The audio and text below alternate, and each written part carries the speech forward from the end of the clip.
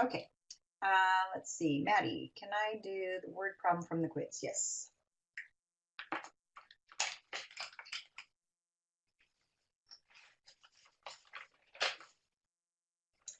Okay, so the problem says that we have a company that manufactures bicycles, um, and they estimate that their profit is a cubic function of advertising expense. So they give us the equation.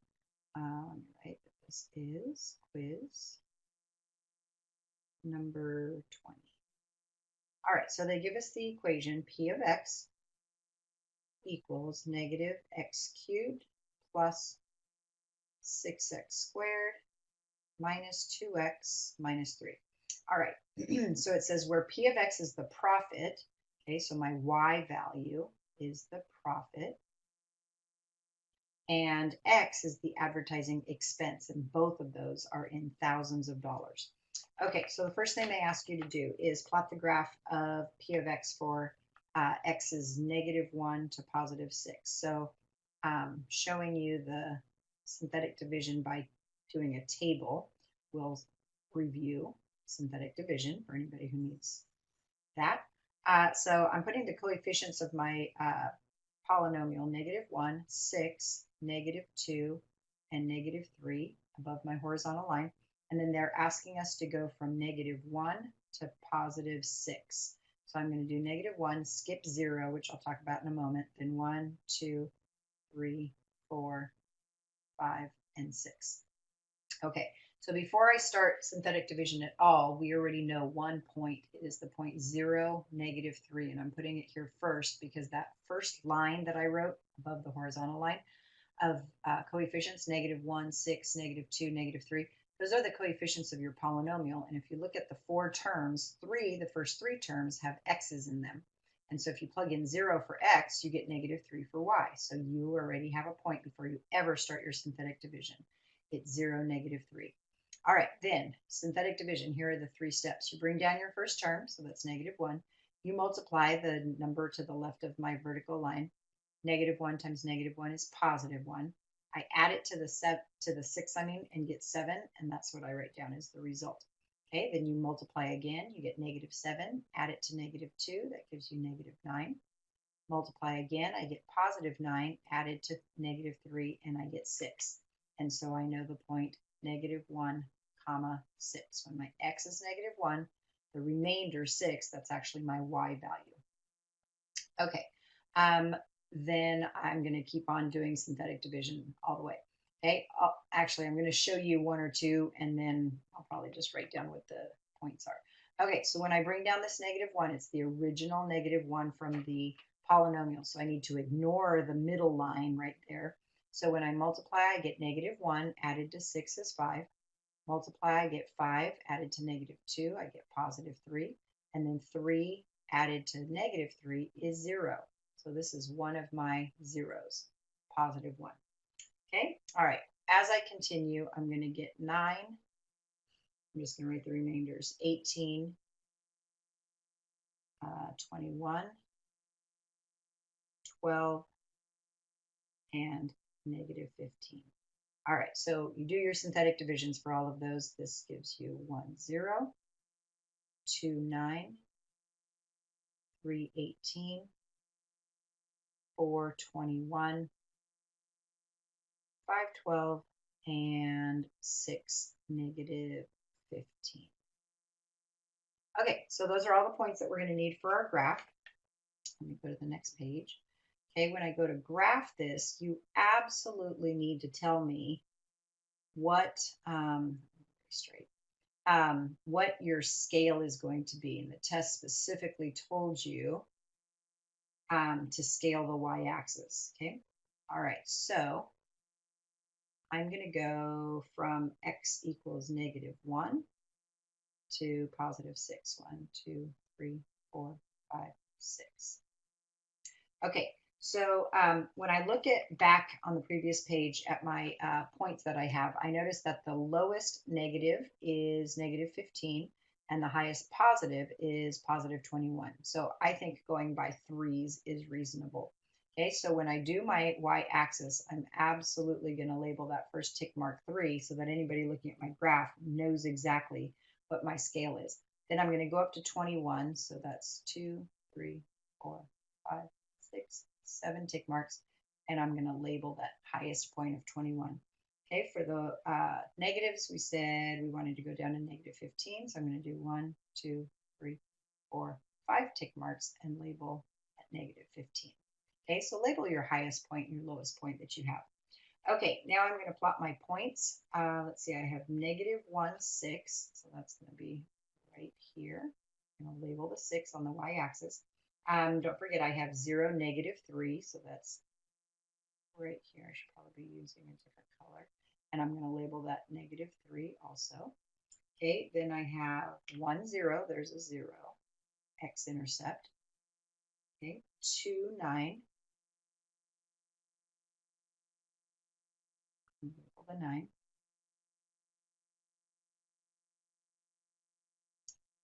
Let's see, we have 318, so I'll label my 18, 318. Then 421, that's my highest point, and that's, they asked us a question about that point. 512, I'm going to label the 12 on the y-axis. And then 6, negative 15 is down here. Okay, so on your graph, you should do a nice smooth curve. I'm just going to tell you right now, I know this is not going to be smooth. It's very difficult to draw on this thing. So I'm going to use red just so it kind of stands out. By the way, some of you stopped right there, and that's fine because they did tell you the domain was negative 1 to 6. The graph actually keeps on going, but let me show you, exaggerate what I'm seeing. Some of you are going like this, okay? That's a little bit of an exaggeration, but not much. Okay, it does keep on going, but you guys, it keeps going in the direction that you can see that your graph is going. It's going to keep going up, up, up, up, up. Okay, so you can go like that. Don't go out to the left, though. That's not correct. Okay, then from here, I'm going to try to be as smooth as I can. Okay, and then I've got to go. I'm sorry, that's not smooth. Like that. And then it keeps on going. Okay. All right. That's about as good as I can do. So then they ask us what is the integer 0. There's only one, and it is 1, positive 1. We got that from our synthetic division. Then it says find all the zeros and round to the nearest tenth. Do not leave it in radical form. All right. So we already know 1 is one of our zeros. And then I'm going to go to my synthetic division. Let me go back to the previous page. Where we got that positive 1 was a 0. This right here that I'm boxing in red is called the depressed equation. Okay, it's the equation that I get. It's not sad, by the way.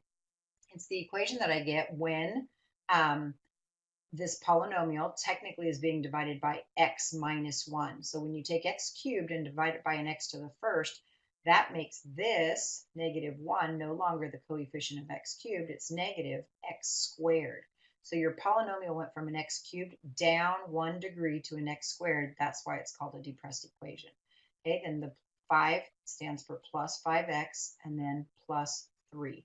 So on the next page, this is what I need to take and solve to get my last two zeros. Okay, we know the 1, 0, that's positive 1, but we know there are 3 of them, so we need the other 2. All right, so here I'm going to take negative x squared plus 5x plus 3, set it equal to 0. It is not factorable, which you can test by doing the discriminant test. So b squared minus 4ac, you do not get a positive perfect square. And so I'm going to do the quadratic formula. Okay, so x is equal to the opposite of, oh, you know what I would do first? I would multiply this whole equation through by negative 1. Okay, so let me switch to pretty blue. Okay, so when I multiply through by negative 1, I'm going to get positive x squared minus 5x minus 3 equals 0. I just think it's easier to not have a negative a. Okay, so back to red. Opposite of b is going to be plus 5. Then we have plus or minus negative b plus or minus the square root of, all right, b squared is 25 minus 4 times 1 times my c is negative 3, and then all over 2a. Okay, much better to not have a negative in the denominator. Okay, so I have 5 plus or minus. My square root ends up being 25 plus 12, so I have the square root of 37, and then that's all over 2. And I don't personally mind if you leave it in this form if they wanted it in simplest radical form. It's not complex, so it has nothing to do with a plus bi form. So these two answers are totally fine if they ask for it in radical form.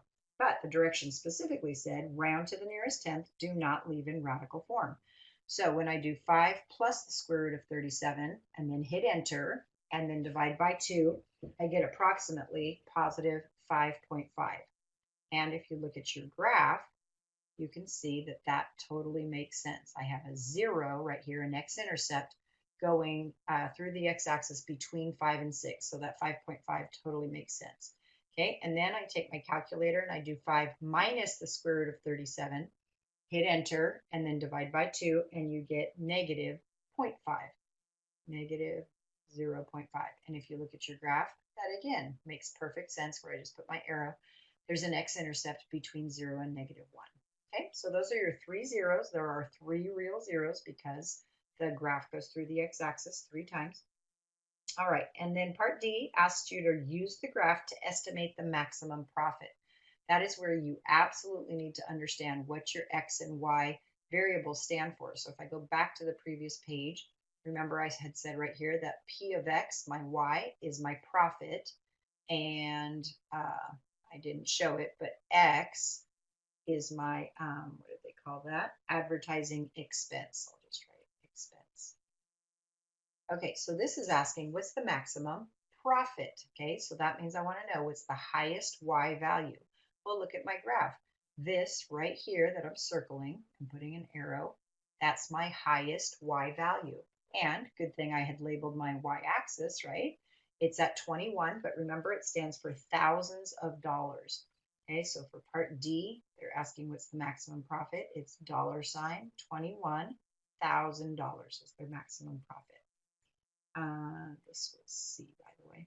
Okay, moving on to E. It says the company will continue to manufacture bicycles only if the profit is positive. Darken the portion of your graph that represents advertising expenses, which make the company profitable. So since the y-axis is profit, anything above the x-axis would be considered positive profit.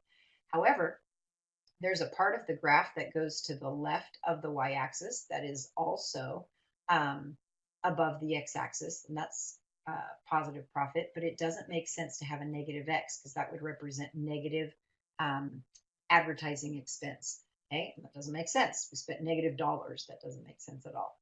All right, so next they're asking us to darken the portion of the graph that represents that positive profit. So it's only this part in the first quadrant. I'm not really sure how I'm going to darken this. Scribble a little bit, I guess. Okay, can you tell that I'm darkening this portion of the graph? Okay, so this little hill, so to speak, that's in the first quadrant, that's the part that you need to darken. Might not be a bad idea on test day to have a highlighter with you. That would probably make it easier to darken. Okay, so that's the portion of my graph that I'm darkening, okay? Now it says a positive profit, right? Only if the profit is positive. Well, the x-intercepts that we just talked about, 1 as well as 5.5, that's actually 0 profit. So if you're showing what the darkened part of your graph is, really those should start and end with open circles. I don't know if you can tell those red circles are open. Okay, because those values, the x-intercepts, are actually a 0 profit, not a positive profit. All right, so then when they ask on part F to say what is the most the company can spend in advertising and still make a profit, well, I want to consider the rightmost part of my graph. Okay, so I know it's at 5.5, but remember that was an approximation. That 5.5 was the decimal approximation rounded to the nearest tenth of 5 plus the square root of 37 all over 2. Okay, so if I punch that into my calculator, and instead of rounding to 5.5, I'm going to say it's 5.54138. And I know that seems like, wow, that's really far out. But remember, this stands for thousands of dollars. So I need to take my decimal point and move it over 3 decimal places, because that 5.54138 actually stands for $5,541.38. And typically for money, we round to the nearest cent. Okay, so that would be the value as close as I can get, right? Rounding to the nearest cent for that rightmost point. But since that's an open circle in my class, and you guys can ask any of you who are in the other teachers' classes how they want you to write it, I would like my students to write that the profit, or the expense rather, that they need to spend needs to be less than that to max, or to have a positive profit. Okay, because exactly that amount is my open circle on the x-axis, which is a 0 profit, not a positive profit. Okay, so again, their question was, what is the most the company can spend in advertising and still make a profit? Anything less than this dollar amount. Okay, all right, so I have a feeling some people took the 5.5 and said that's 5,500. It is approximately that, okay, but you can be more accurate than that by extending your decimal value 5 places to the right of the decimal point. Okay, all right, that is the whole word problem. Maddie, I hope that was helpful. Okay, let's see what else. Isabella, can I do 10 from the quiz? Yes. Okay, so they are asking you to write a quadratic equation. So quadratic tells me it's x squared, and equation tells me I need an equal sign. So our quadratic equations are monic, and so you just start out by writing x squared. Okay, that's your first term. And by the way, they told you that 3 minus 5i is one of the solutions. And so you need to know that anytime you have real coefficients, and they specified that, write a quadratic equation with real coefficients. If one of the solutions is 3 minus 5i, well, the other solution has to be 3 plus 5i, because complex roots always come in complex conjugate pairs if your coefficients are real, and that's what they told us. And so even though they only gave me one solution, I know exactly what the other solution is, because remember, it's a quadratic equation. There has to be 2 solutions, and complex roots only come in complex conjugate pairs.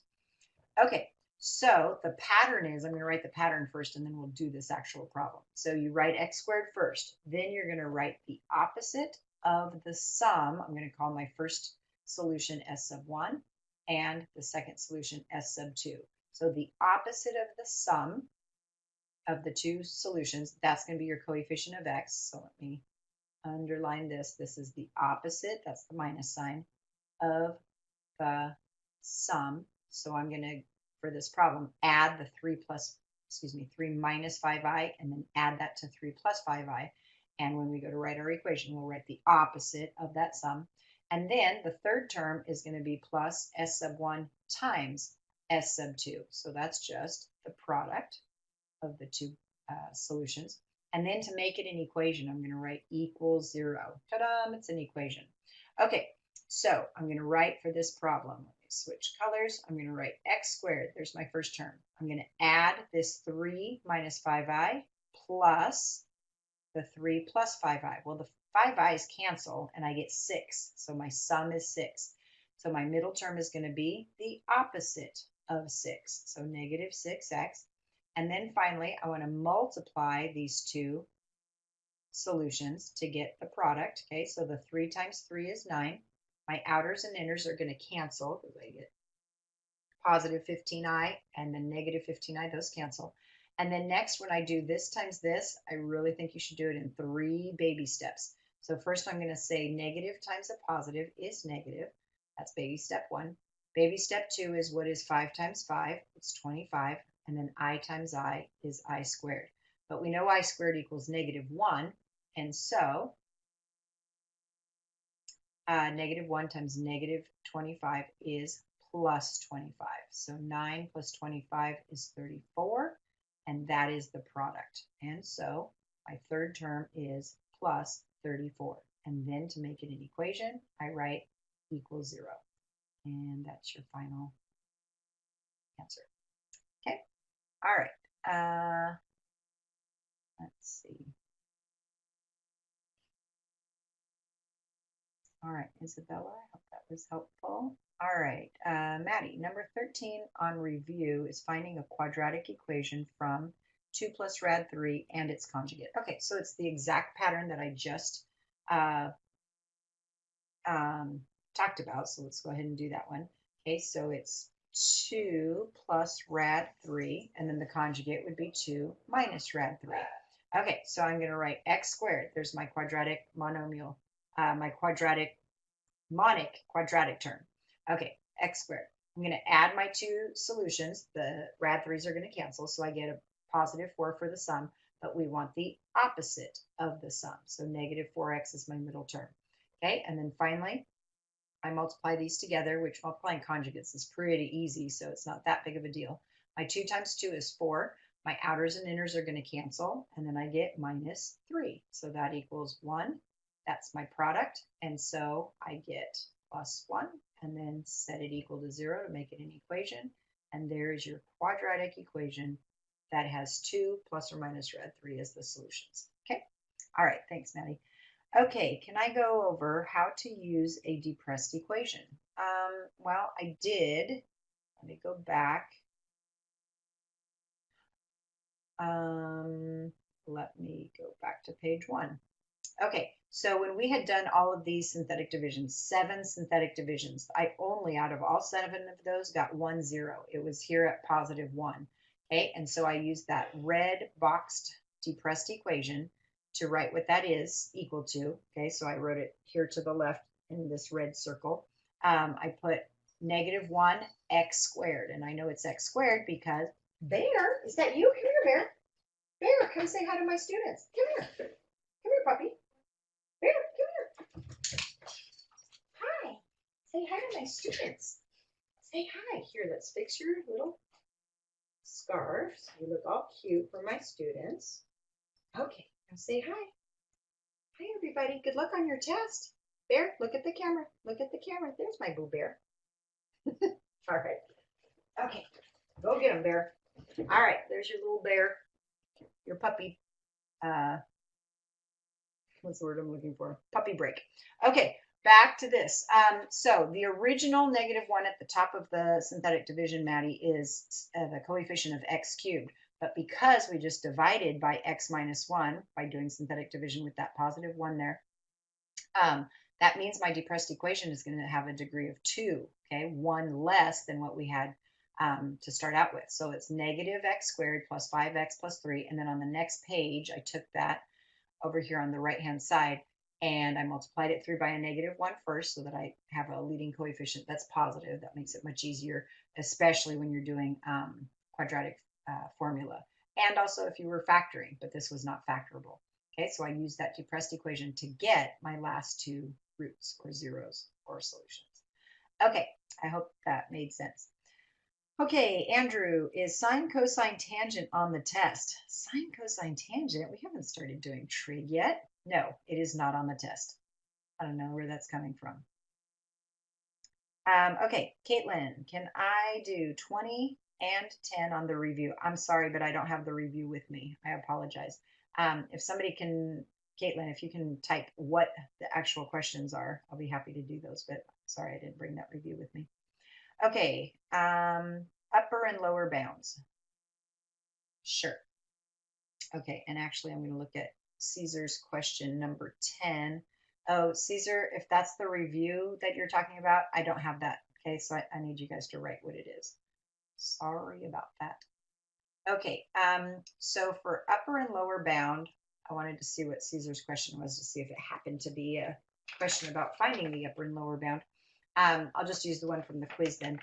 All right, so quiz number 17 and 18. Asked for upper and lower bound. Okay, so they gave us the polynomial p of x, which equals x cubed minus 2x squared minus 2x plus 12. All right, and then so 17 asks for the least integer that is an upper bound. Okay, so for upper bound, we only consider positive integers. And so since they're asking for the least integer, we're going to start with 1. If that's not an upper bound, then we'll go on and try 2. If that's not, we'll keep going up and up and up. Okay, here are my coefficients. 1, -2, -2, and then positive 12. Okay, so I bring down my 1. Multiply 1 plus -2 is -1. Multiply, I get -1 added to -2 is -3. And then multiply -3 plus 12 is 9. So that is not an upper bound because I have sign changes. What we're looking for is no sign changes all the way across the entire row. Okay, so I move on to 2. I bring down my 1. 2 plus that is 0. 0 plus that is -2. -4 plus that is 8. I have sign changes. That's not an upper bound. So I move on to 3. Bring down my 1. 3 plus that is 1. 3 plus that is 1. 3 plus that is 15. See how every single number in my synthetic division row, I have 1, 1, 1, 15. All of those are positive. That means there's no sign change. And so this 3 is my upper bound. And what that means is there are no zeros greater than 3 that will occur in this polynomial. Okay? All right, so then they asked for us to find on number 18 the greatest integer that is a lower bound. Well, for lower bounds, we only want to consider negative integers. So the greatest integer is -1. The negative integer that's closest to 0 is -1. If that's a lower bound, then we'll be done. But if not, then we'll try -2, -3, etc. Okay, so I'm still using my original polynomial. I bring down my 1. -1 plus a -2 is -3. +3 plus -2 is 1. -1 plus that is 11. So listen to my signs as I look across the entire row of my synthetic division. It goes positive, negative, positive, positive. I'm looking for alternating signs. Those are not alternating, so -1 is not my lower bound. So I move on to -2. Bring down my 1. -2 plus another -2 is -4. 8 plus -2 is 6. -12 plus 12 is 0. Okay, so I'm going to say the signs. This 1 is positive, then -4. +6, and if I consider that 0 to be negative, these are alternating signs. So technically, -2 is my lower bound. Now, if you didn't call that your lower bound because you said, oh, I just thought I found a 0, which they did ask for. Part number 19 asked for all the zeros. Okay, so that was important to find that. Okay, so it's a 0 and it is also a lower bound. However, if you were thinking, oh, I just thought it was a 0, so I kept on doing -3, let's go ahead and do that. So I bring down my 1. -3 plus -2 is -5. +15 and -2 is +13. And then -39 plus 12 is -27. And so aren't your signs going all the way across there? Positive, negative, positive, negative. Okay, so if in my class anyway, if anybody said that -3 was their lower bound, I gave them credit for that. Okay, so -2 or -3. -2 happens to be a 0, but technically it is the lower bound, the greatest lower bound. But I accepted -3 also. Okay, all right. Let's see. It looks like some people typed some questions from the worksheet. Okay, let's see. Kendall is asking, how did I get the -6x? Let me look back. I'm not sure what question that's from. Oh, okay. I added these two. Remember, I had a plus sign right here. And if you add those two, because see, the middle term, this -6x, says the opposite of the sum. Sum means to add them. So you add the 3 minus 5i and add it to 3 plus 5i. When you do so, your -5i and positive 5i are going to cancel, and 3 plus 3 is 6. But I want the opposite of the sum. So it's -6x. Okay? Okay. Kendall, I hope that answered your question. All right. Okay. Oh, okay. Sarah tried to explain it to you. All right. Caitlin, for 20, the equation is, all right, and it asks to find all the zeros. Okay. Okay. And Kendall, I can answer your next question on this one that Caitlin just asked. Okay. So let me write the polynomial. So this is number 20. I'm guessing this is from the worksheet. Okay, so if the equation is, and make sure that I'm doing this right, x to the fourth minus 2x cubed minus 16x squared plus 2x plus 15. Make sure I copied that right. X to the fourth minus 2x cubed minus 16x squared plus 2x plus 15. Okay, asks to find all the zeros. Okay, so Kendall, if this problem, they asked you to state the number of roots. Well, the number of roots is determined by the degree of the polynomial, and the degree is the highest power of any one term.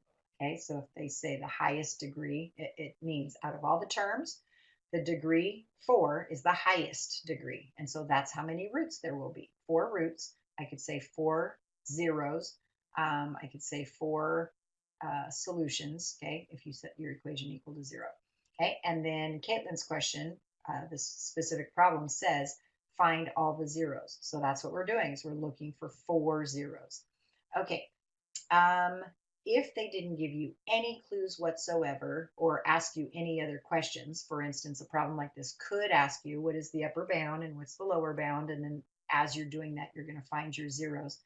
You also could do your list of P over Qs. Okay, we learned that actually first semester.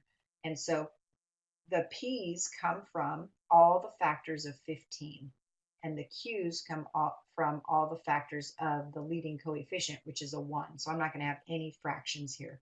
So it would be plus or minus 1, 3, 5, and 15.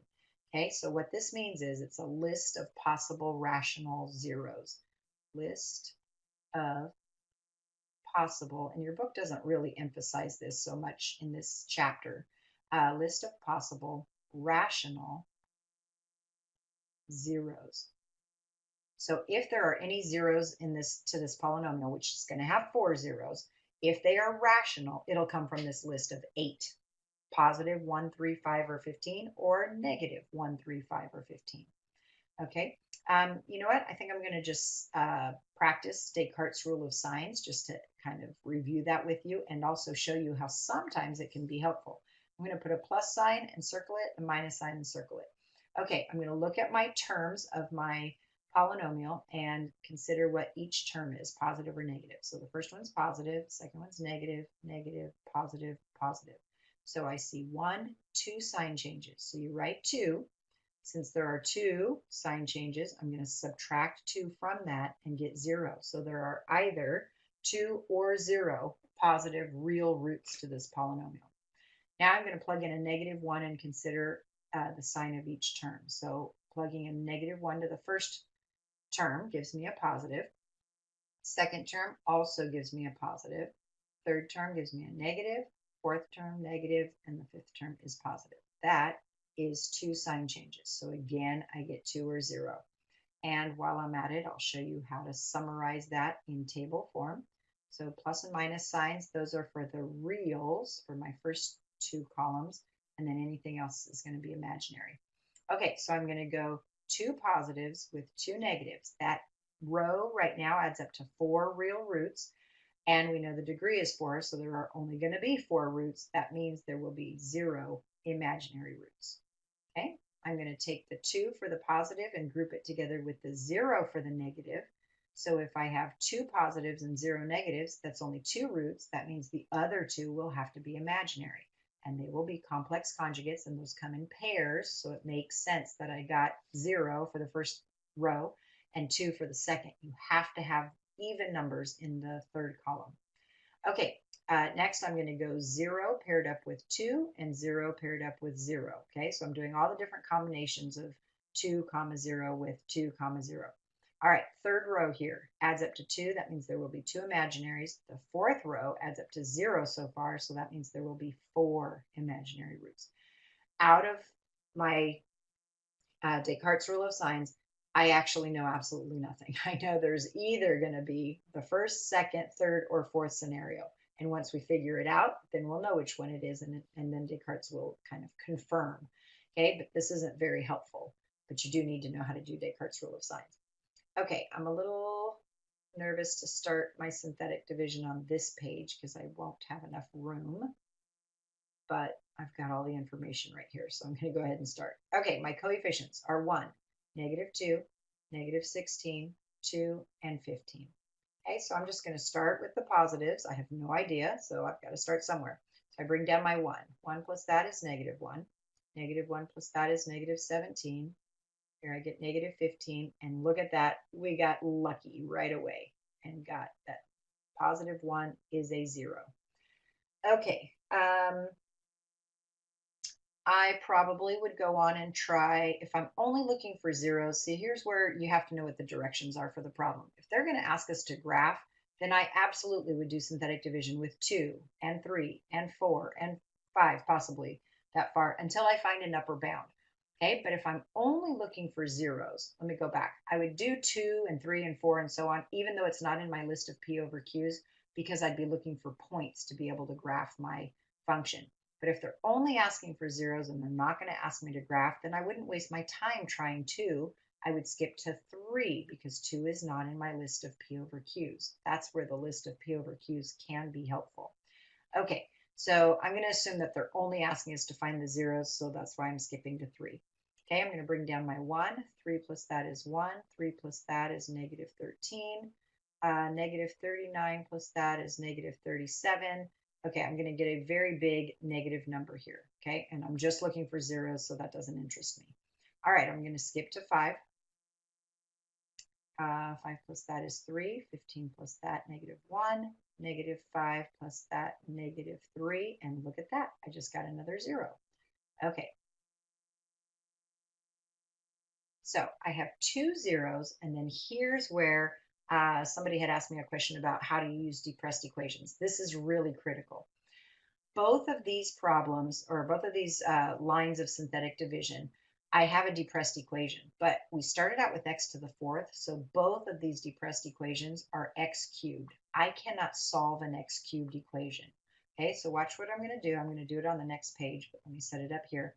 This first line where we got lucky on the first synthetic division with +1, I'm going to take this depressed equation and I'm going to do synthetic division on the next page using 5 because I already know 5 is a 0.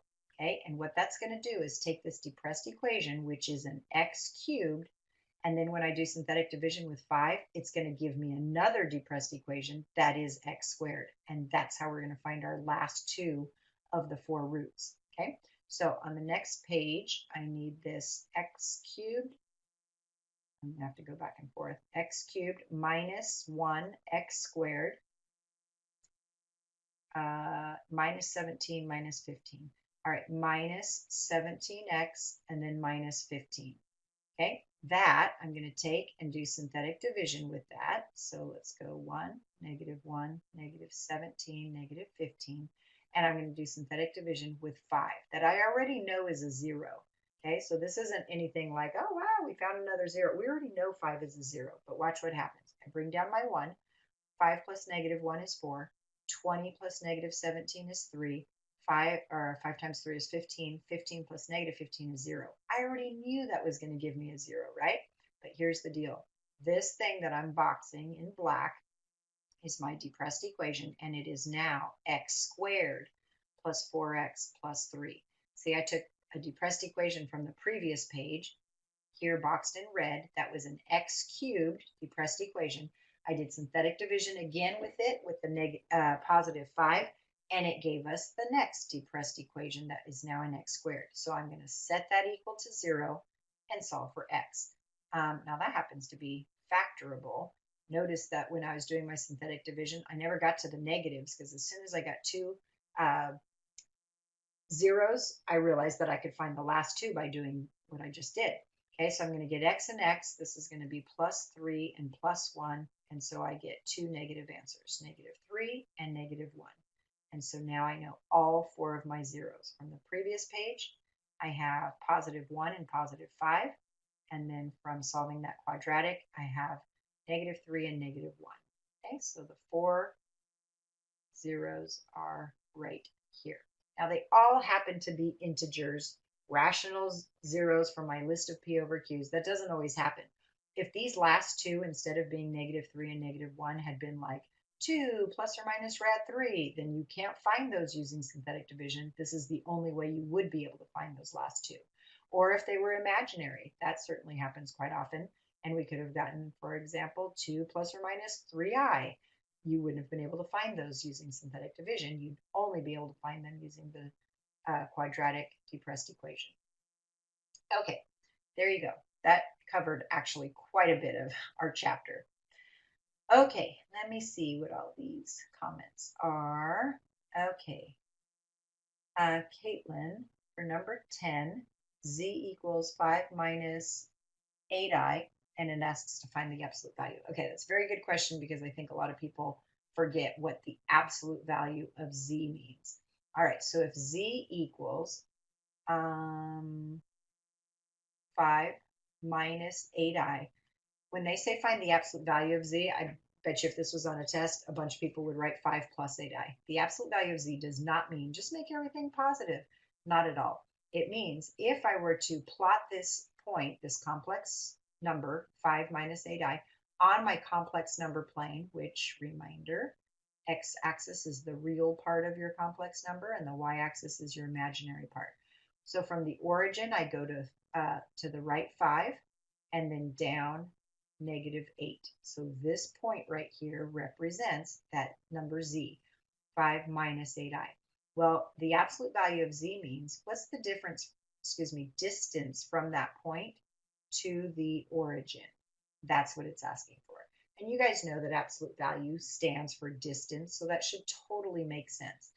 Okay, I'm going to draw the horizontal and vertical parts of this triangle in red. When I draw perpendicular to the x-axis, doesn't that make my x value, or the horizontal distance, 5 right there?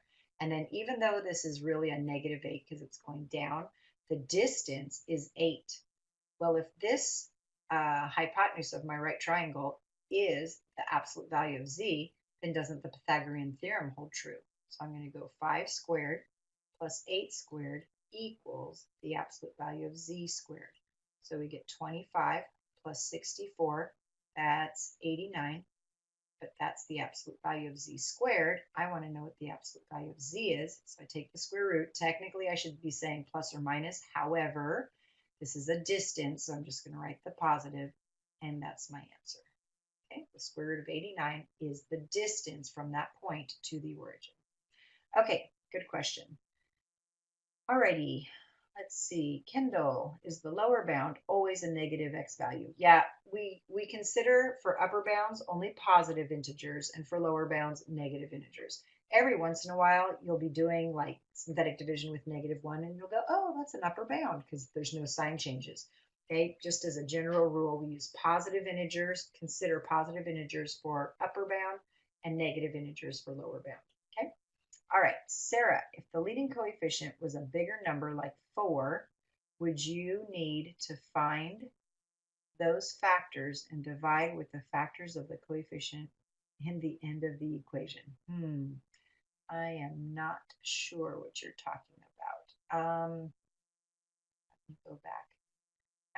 I'm not sure if you're talking about right here where I took the quadratic depressed equation and you're saying if it was not a 1 but rather a 4. Yeah, Sarah, you're going to have to specify which problem you're talking about, okay? Because I'm not following what you're asking. Okay, let's go on. Kendall, why isn't there a column in the positive reals that has 4? I think you're asking about Descartes' rule of signs. I just passed it up. Actually, yeah. I made my table here because there weren't 4 sign changes. There were only 2 sign changes. Okay, this is my first sign change here. This is my second there. Here's my first, here's my second. Both of them had 2 sign changes, and then we subtract 2 and get the 0 because there is the possibility of having imaginary zeros. Okay, and that's why we have the third column with the imaginaries. Okay, the only way you would have a 4 in any of these columns, well, in the positive or negative, is if you had 4 sign changes, and there weren't 4 sign changes. Okay, all right, let's see.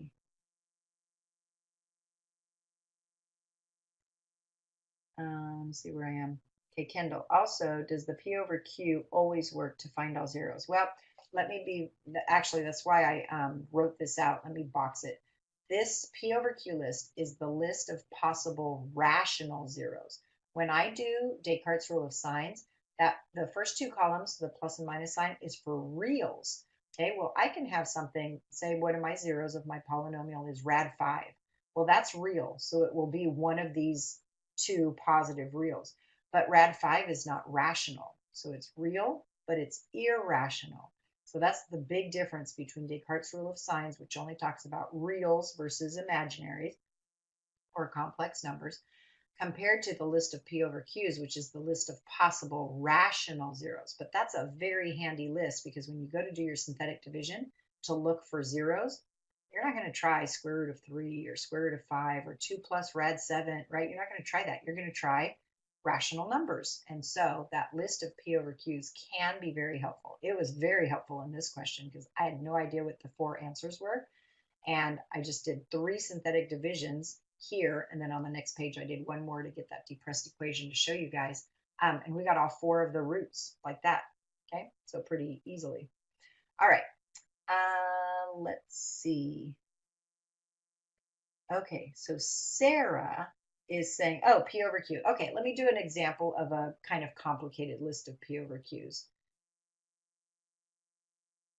using Sarah's question. Now I understand what you mean. So let's say you had a polynomial, and I'm not even going to write the whole thing.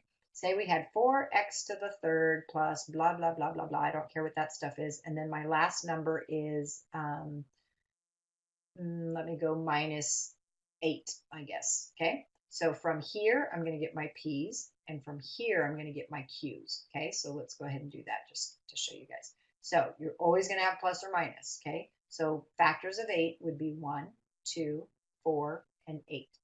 And I have my plus or minus.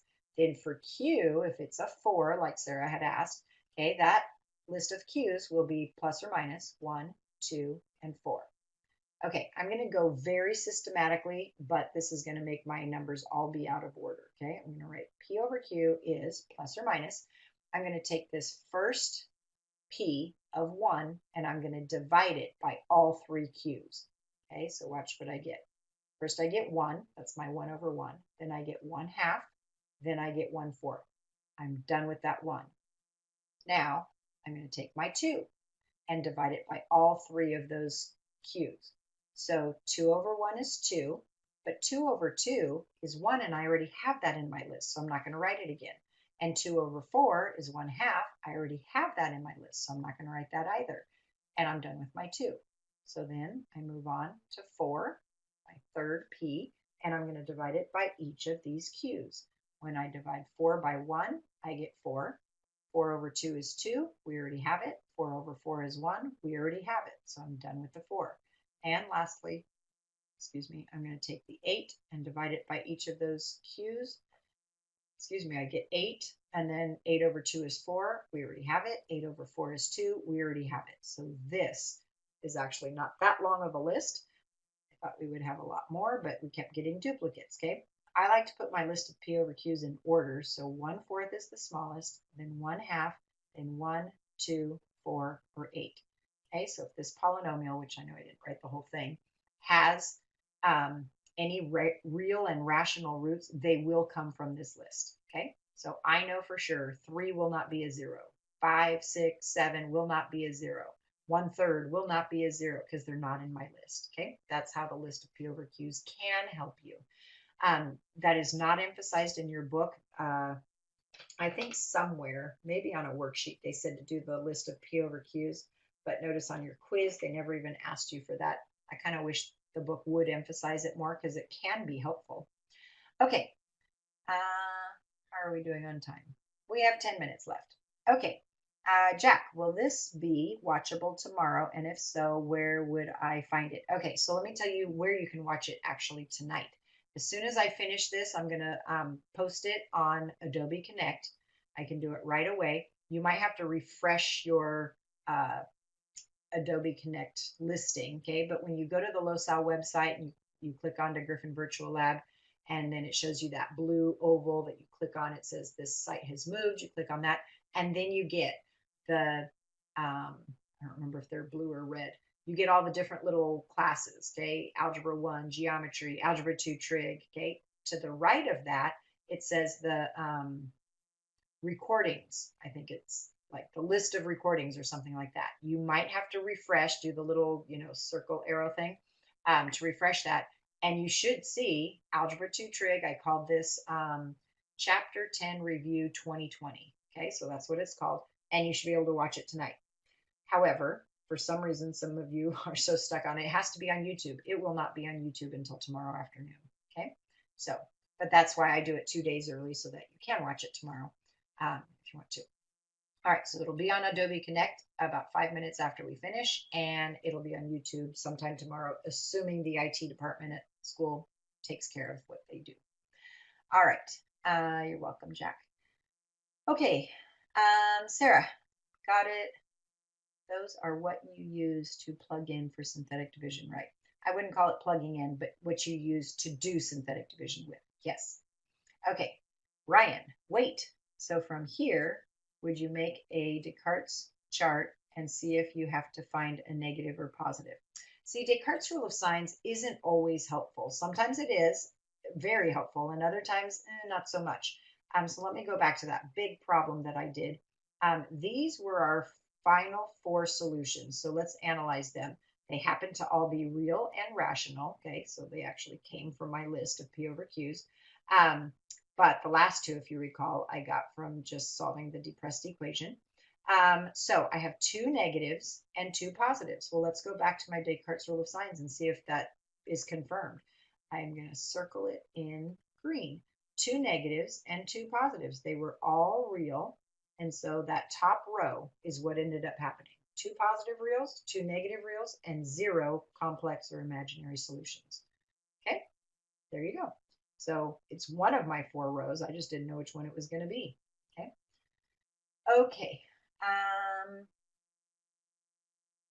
think I've answered all of your questions. If anybody has any more questions, okay, let's see. Kendall, can I do an equation that factors each polynomial into linear fact? Okay, that is a great question. You know what? A lot of people missed that on the quiz, at least in my classes. I think I'm just going to do a question from the quiz. Okay, let me find where that is. All right, number 11 and 12 on the quiz. Number 11 and 12. We certainly will talk about this tomorrow in class. I'm going to start writing the directions. It says, factor the following polynomials in the complex number system. I'm just going to go dot, dot, dot. Okay, factor the polynomial. I didn't write out the whole word, but anyway, factor the polynomial. Factor. Okay, so here's number 11. It said x squared minus 4x plus 29. It's not an equation. They did not ask you to solve a quadratic equation. They said factor the polynomial, okay? But this is not factorable. If you did the discriminant test, b squared minus 4ac, you don't get a positive perfect square, so it's not factorable. They're asking us to factor it. So here's the technique we learned. You set it equal to 0 so that you can solve for the 2 values of x that give you 0 for y, so they're called zeros of the polynomial. And then I have to write the factors for those zeros. Okay, so I personally would solve this by completing the square. Since my leading coefficient is 1 and my middle coefficient is even, I think that's much easier than doing the quadratic formula. I'm guessing some of you did do the quadratic formula. This is way easier. You do have to know how to do it, but it's way easier. Because my leading coefficient is a 1, I take half of that negative 4 and square it, and that gives me 4. So I add it to the other side as well. That's called completing the square because it's a perfect square trinomial, and those factor into the square of a binomial. So on this left side, I get x minus 2, the quantity squared. On the right side, I get negative 25. My next step is to take the square root of both sides of this equation, but this is a quadratic equation. So if you're in my class, you know what I'm going to say next. When you take both the square root of both sides of a quadratic equation, don't forget the plus or minus. You have to put that plus or minus there, or else you're only going to get one answer, and that's wrong. All right, so my square root on the left side cancels with the square. I get x minus 2, and then I get plus or minus 5i. I want x all alone, so I'm going to get 2, positive 2. I add it to the right side, plus or minus 5i. Those are the two solutions or roots or zeros of that polynomial, but I want to write the factors because they asked me to factor this polynomial. Okay, so I'm going to go, do this in, let's try to get a beautiful purple. There we go. You go x minus whatever your solution is, and for the second factor, x minus. You always go x minus. Okay, now my solution that I just got by solving this quadratic is two terms. So I'm going to put parentheses. It's 2 plus 5i, and the other term is 2 minus 5i. Okay, so when you go x minus those two quantities, I personally don't want parentheses within the parentheses. So I'm going to simplify this like this. By distributing my negative here and here, we're going to get x minus 2 minus 5i. That's my first factor. My second factor is x minus 2 plus 5i. They asked me to factor that polynomial. So this is my answer. And if you multiply those two trinomials out, you're going to get x squared minus 4x plus 29. So we have factored that quadratic trinomial. Okay? All right. Let's see. Okay. I have 2 minutes left. I'm going to do Isabella's question, and then we're done. She wants to see one more Descartes' rule of signs. Okay. Descartes' rule of signs. All right. Let me find one from the book. I want to find a good one. It has something a little different than what we've seen.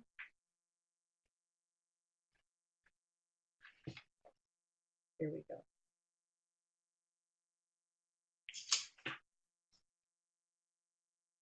I don't have great ones.